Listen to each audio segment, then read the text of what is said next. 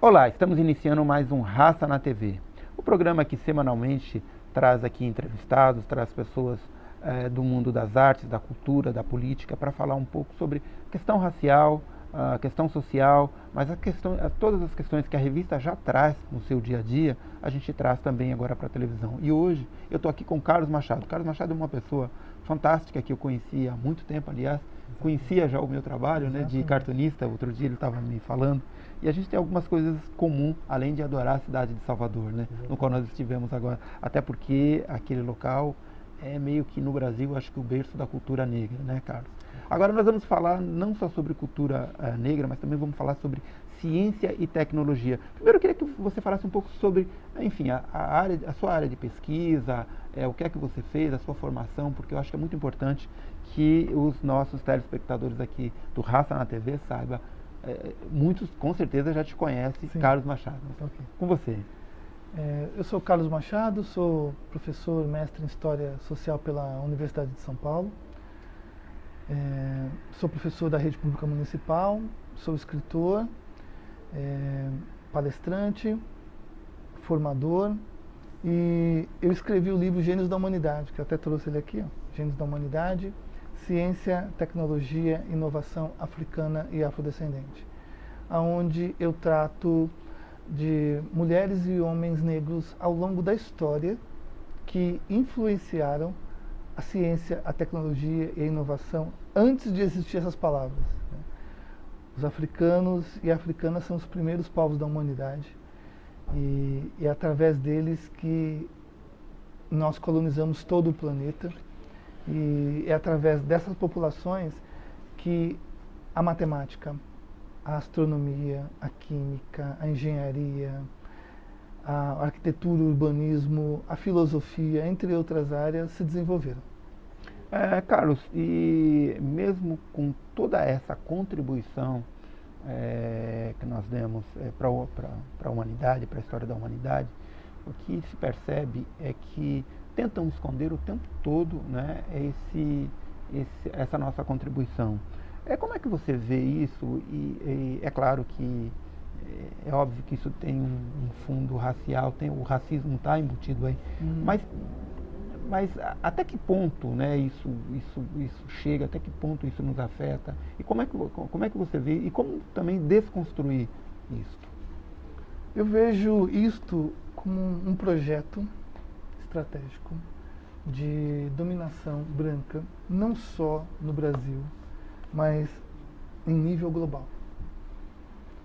Os brancos, os europeus, começaram esse processo a partir do século XV.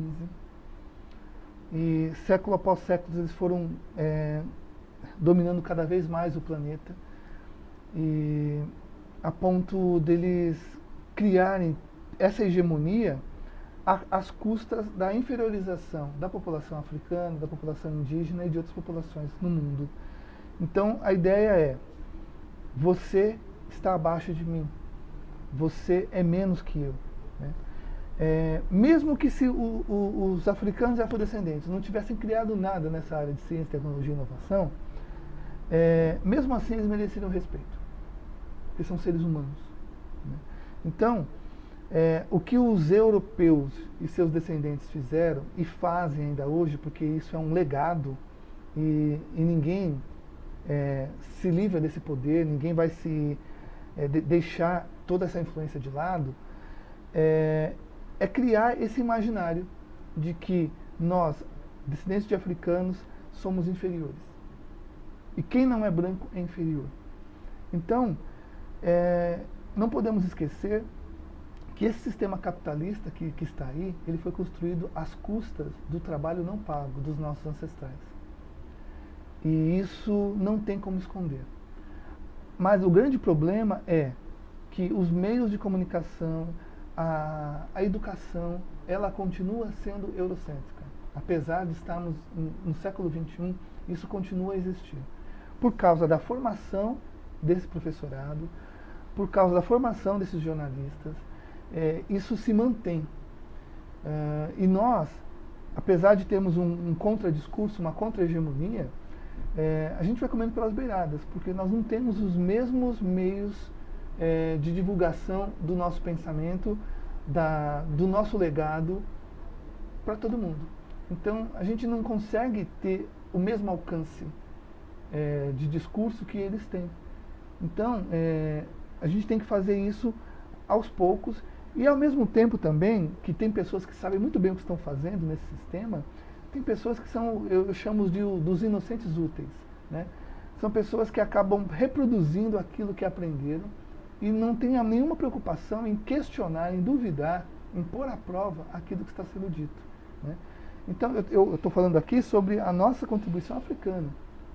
E os povos originários aqui da América? O que eles contribuíram? É muita coisa. Só que isso também é invisibilizado. Então, quem não é branco nessa sociedade é invisibilizado. Agora, hoje nós temos cada vez mais ocupando alguns espaços, e que eu chamo de espaços estratégicos, né? Sim. Que tende a mudar isto, né? Eu acho que houve todo um trabalho, por exemplo, a Lei 10.639, que obriga o ensino da África e dos afrodescendentes, né? Ela, por mais que ela seja falha, ela não está sendo devidamente ocupada ou devidamente, enfim, colocada na prática, mas ela já é um avanço. Eu acho que é um avanço do ponto de vista institucional. Agora, existem outros avanços que eu acho que talvez você deve ser quase um pouco da minha geração, mas a gente jamais poderia imaginar há 20, há 10 anos atrás, por exemplo, aí vamos citar na área, não só no Brasil, mas no mundo, um filme como Pantera Negra, que mostra tudo, eu consegui visualizar ali naquele filme, panafricanismo, cosmovisão africana, enfim. Muita gente consegue identificar isso, mas o filme ele traça um pouco um paralelo nessa linha. Ou seja, eu acho que a gente está avançando nesse sentido, né? Que contribuições que o Brasil poderia dar, né? De que forma? Porque também estou falando disso de lá, eu acho que a lei é uma lei, a 10.639, existe aqui, não existe em qualquer outro lugar, né? Quais são os avanços que nós estamos tendo, né, na área de...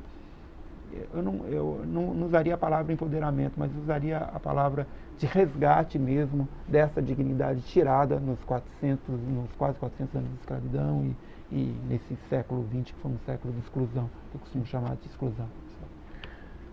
Com certeza teve avanços. A nossa vida é muito melhor do que dos nossos ancestrais, né? De pessoas que viveram há 3, 4 gerações atrás, né? Com certeza. E tudo isso é resultado de luta, de muita luta, né?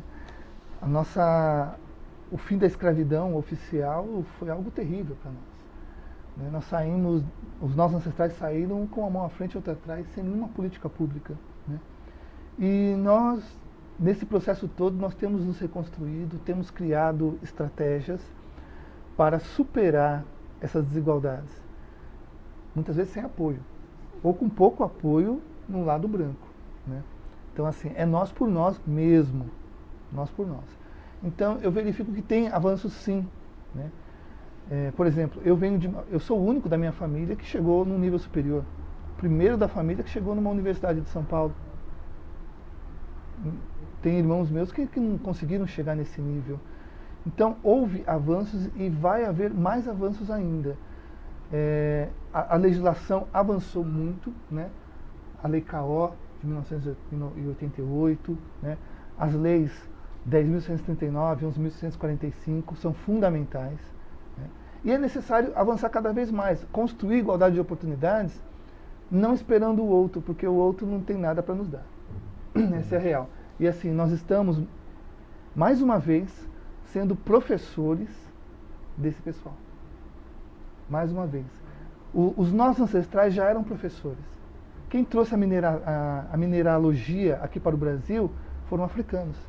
Quem trouxe a metalurgia foram os nossos ancestrais que trouxeram a metalurgia para o Brasil.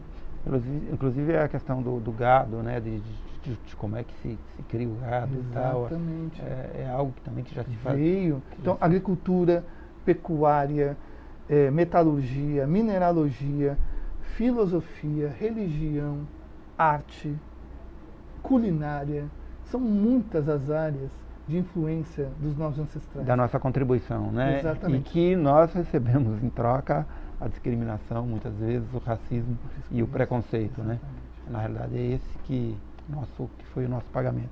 Mas isso tem mudado. Eu queria que você me falasse um pouco do seu livro, né? E que eu acho que ele é fantástico. Eu descobri muitas coisas no livro do Carlos, assim, invenções, né? Fantásticas, coisas que tiveram, assim, o relógio, né? O relógio de pulso eu descobri no teu livro, né? Foi inventado por um negro. E outras, queria que você falasse um pouco do livro. Bom, o livro é dividido em 3 partes. Primeira parte eu falo sobre o racismo científico. Como intelectuais eurocêntricos que são estudados até os dias de hoje nas universidades, eles afirmam de que o negro não é humano, o negro está mais próximo do macaco e de que os negros não têm a mesma capacidade intelectual, o mesmo coeficiente de inteligência que os brancos. Então, isso nós chamamos de racismo científico. Começou a partir do século XVII e teve força até o século XX, até a Segunda Guerra Mundial, mas ainda está presente na maioria das mentalidades, inclusive aqui no Brasil. Antes houve uma explicação científica dizendo que nós éramos descendentes de Cã, e por sermos descendentes de Cã, nós éramos escravos naturais. Então, essa foi uma explicação da Igreja Católica e dos evangélicos, principalmente da América do Norte, em dizer que nós éramos inferiores. E que, por sermos amaldiçoados por Noé, somos descendentes de Cã, tanto nós, os negros da Guiné, quanto os negros da terra. Então, nós deveríamos ser naturalmente escravos dos semitas. Então, o racismo científico ele veio para dizer: a escravidão está correta, o colonialismo está correto, o racismo está correto e o imperialismo também. Então, na primeira parte do livro eu falo a respeito disso e mostro o quanto os africanos criaram em diversas áreas do conhecimento. Em todas as áreas. E aí, na segunda parte, eu começo a falar de mulheres e homens que foram super importantes na ciência e tecnologia. Desde do século 30 a.C. até os dias de hoje. E na terceira parte do livro eu falo sobre mulheres e homens africanos que ganharam o Prêmio Nobel em diversas categorias. Então aqui é um banho de genialidade, de inteligência e de africanidade. Aliás, por falar em Prêmio Nobel, eu também sempre costumo dizer, né? Aliás, é uma frase a primeira vez que eu vi essa frase, a gente sempre tem que colocar o crédito, eu vi do professor Hélio Santos, né? Professor Hélio Santos, que está para vir aqui no programa também, e ele fala o seguinte, né, que nós, no Brasil, e aí indo para a área de diversidade, que também será tema também de uma próxima entrevista aqui, é que aonde há diversidade no Brasil, né, nós vamos muito bem, né? Então, quando você fala de cultura, né, nós somos música, enfim, a cultura negra e a cultura brasileira é reconhecida no mundo inteiro, né? Quando nós falamos do futebol, que é também outra área que tem muita diversidade, né? O Brasil é o único país tetracampeão do mundo e que exporta seus jogadores e tal. Mas quando nós falamos em ciência e tecnologia e áreas que nós somos excluídos, né? E você pega aí mesmo o Brasil tendo uma universidade como a universidade que você formou, a USP, que é uma universidade, enfim, respeitada no mundo inteiro, o Brasil não tem um prêmio Nobel, né? Não. Por quê? Porque exatamente não há diversidade. Gostaria de dizer porque nós não estamos lá, né? Exato. Porque eu acho que isso é algo que precisaria ser até mais publicizado, né? E eu acho que esse teu livro ele vem um pouco dar luz a isso, né? Isso. Porque a discriminação no Brasil ela é tão violenta, né? E ela ela nos exclui de qualquer processo, inclusive do processo mais importante que é o processo da educação, né? Então eu acho que a contribuição do livro ela é fantástica. Aliás, contribuição também que o professor Carlos Machado tem dado para a revista Raça, né? Ele é nosso colunista lá no site, nosso colunista na revista. Me fala um pouco Como é que foi para formar esse livro, para juntar toda essa informação? Eu sei que isso faz parte também da sua pesquisa há muito tempo, né? Exatamente. Eu tive contato com esse assunto em 1996, fevereiro de 96, quando eu comprei uma revista aqui no centro de São Paulo, chamada Ebony, e lá tinha em fevereiro, nos Estados Unidos, é o Black History Month, o mês da história negra. Exato. Né? Criado por um historiador chamado Carter G. Woodson, que inicialmente criou a Semana do Negro e depois, com o sucesso da atividade, ele criou o mês da história negra, porque ele percebeu, assim como nós aqui, de que os africanos e afrodescendentes não eram representados na história dos Estados Unidos. Então era necessário criar algo que impactasse e que levasse esse legado e que os africanos americanos tivessem mais consciência da sua origem. Né? Como diria Marcus Garvey, o povo que não conhece sua história, seu passado, é como árvore sem raízes. Então, eu tive contato com uma propaganda norte-americana que dizia o seguinte: todo dia você usa uma dessas coisas. A caixa de correio, o pino de golfe, o filamento de carbono da lâmpada elétrica, o semáforo, a caneta tinteiro e a geladeira. Todas essas invenções foram feitas por pessoas negras. Isso no final do século XIX, outras invenções no início do século XX, e eu fiquei sabendo disso em 1996. Eu já tinha saído do ensino médio, estava me preparando para entrar na FUVEST, e eu achei um absurdo aquilo. Porque o que eu aprendi nos livros didáticos é que quem eram cientistas? Homens brancos, homens ocidentais. Nem mulher branca aparecia nos livros, né? Que dirá a população indígena e a população africana. Então eu verifiquei essa falha na educação, e aí eu resolvi, depois de muitos anos, escrever este livro. Aí eu pensei, parece que ninguém escreveu a respeito desse assunto. Depois eu descobri que já tinham outras pessoas a ter escrito. Em 9 meses, em 2005, eu terminei o livro. Eu compilei todos esses dados. Quando eu pesquisei aqui no Brasil sobre inventores negros no site de busca, aparecia inventor negro como ficção científica. Meu Deus. Nesse nível. Né? Agora, se eu jogasse em sites norte-americanos, franceses, espanhóis, tinham milhares de links. Né? Hoje em dia, se você joga isso, tem um monte de links, e isso é graças também a esse meu trabalho. Em 2005, eu comecei a divulgar esses livros para as editoras. E eu fiquei longos 12 anos ouvindo não das mais diversas formas. Não, o livro não é interessante, o livro não se encaixa na nossa linha editorial, para lançar aqui você tem que pagar. E quem é que vai ler o seu livro? Só o pessoal do movimento negro que vai se interessar por esse assunto. E aí eu achava estranho isso, porque eu falei assim, isso é curioso, quando eu começo a falar sobre esse assunto, as pessoas acham interessante, independente se forem negros, amarelos, indígenas. Eu converso com professores, eu converso com alunos, as pessoas acham interessante. Só as editoras não estão achando interessante o tema. E aí, eu lancei esse livro em 2014 em formato PDF, pela editora Bookers, e em 2017 ele saiu pela editora DBA. Saiu em abril do ano passado e em dezembro já esgotou. O editor disse que ficou impressionado com a quantidade de pessoas, ele nunca tinha visto tantas pessoas num lançamento de um livro da editora, né? E a procura ter sido tão rápida e acabar o livro e esgotar dessa forma. Então, mostra que o tema é importante, as pessoas estão sedentas para saber sobre isso, né?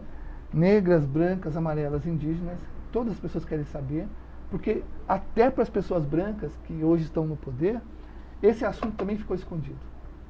Mas ficou estrategicamente escondido por muitos, para que a gente acreditasse na inferioridade intelectual também da população negra. Porque você não domina a população apenas pelas armas, através dos grilhões. Você domina também através da cultura.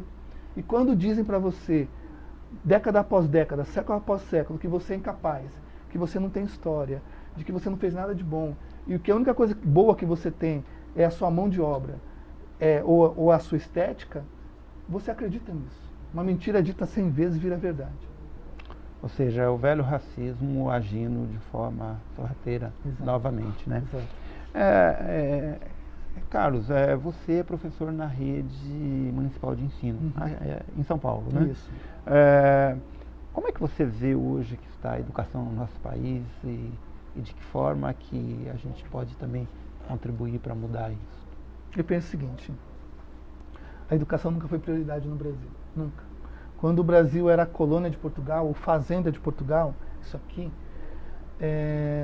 tinha um único princípio, um único objetivo, que era retirar as riquezas daqui e mandar para a metrópole, que era Portugal. O país só começou a se desenvolver um pouquinho com a chegada da família real no Brasil em 1808. Em 1822, quando o país se tornou independente, na mão de um príncipe português, não mudou lá muita coisa, a monarquia manteve a escravidão por 66 anos, né? E a educação continuou não sendo prioridade. Então, veio a República com um golpe militar, o povo também não participou dessa manifestação. A partir da República, isso começou a ser uma política pública, gradativa. Só que hoje nós temos ainda um grande número de analfabetos funcionais. Pessoas que podem até saber escrever o nome, mas se você dá uma frase para a pessoa, ela pode até ler, mas ela não sabe o sentido, o significado daquilo. Então, o que eu noto é o seguinte, o eurocentrismo ainda é muito forte na educação brasileira, né? Uma educação plural, de verdade, que respeite as diferenças, ela está sendo construída.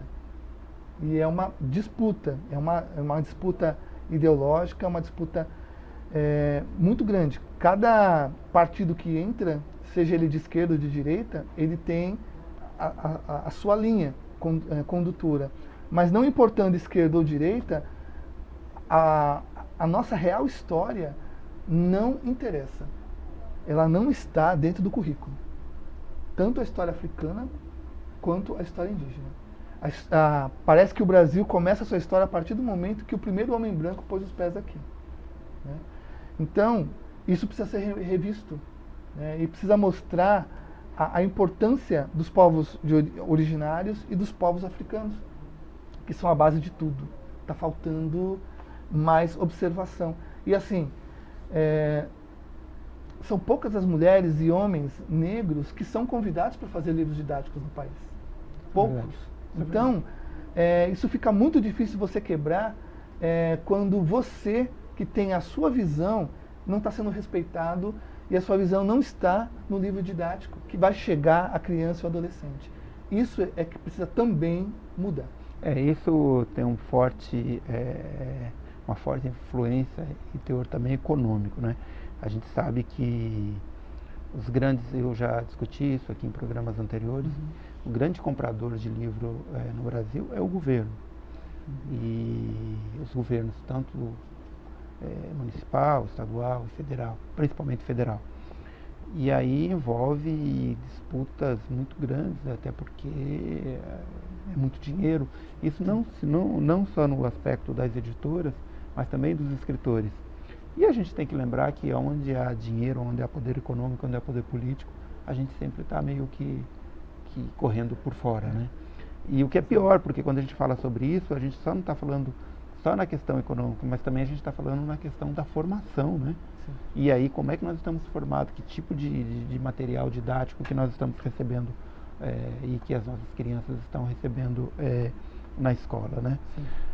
Eu fico muito feliz de ter recebido você aqui no programa, Carlos. Nós estamos já caminhando para o final do programa, porque eu acho que é um aprendizado. Carlos, realmente, todas as vezes que nós conversamos, ou quando a gente lê os artigos dele lá no site da Raça, aliás, vocês podem acompanhar, que é www.revistarraça.com.br, né? Toda vez que nós nos damos conta e estamos junto, acompanhando o trabalho do Carlos, a gente aprende muito. E queria que você falasse suas palavras finais. Perfeito. Bem, duas coisas. Leiam meu livro, Gênios da Humanidade. Assistam o filme Pantera Negra, que é fundamental assistir esse filme. Porque você vai entender, se você ler o meu livro e assistir o filme, você vai compreender ainda mais essa produção norte-americana que virou um épico, né? Ali você tem sistemas de escrita, você tem filosofia, você tem religião, você tem alta tecnologia, você tem vários elementos, indústria têxtil, vários elementos que estão naquele livro, naquele filme, que precisam ser conhecidos e divulgados. A odontologia começou na África. A primeira mulher médica da história da humanidade é uma mulher africana. O pai da medicina não é Hipócrates, e sim Imhotep. E a astronomia, como eu falei, ela começou no continente africano. O calendário que nós usamos hoje é uma invenção do antigo Kemet, que os gregos chamaram de Egito. Então, fundamental a gente saber e descolonizar. Tá ótimo, eu quero agradecer aqui o professor Carlos Machado pela entrevista, lembrar a todos os nossos telespectadores que a Revista Raça ela já se encontra nas bancas. Se você não encontrar na banca, você entra no site, pede lá para os nossos atendentes no www.revistarraça.com.br e você vai receber na sua casa. Muito obrigado. Obrigado. Carlos. Tudo bom. Testando.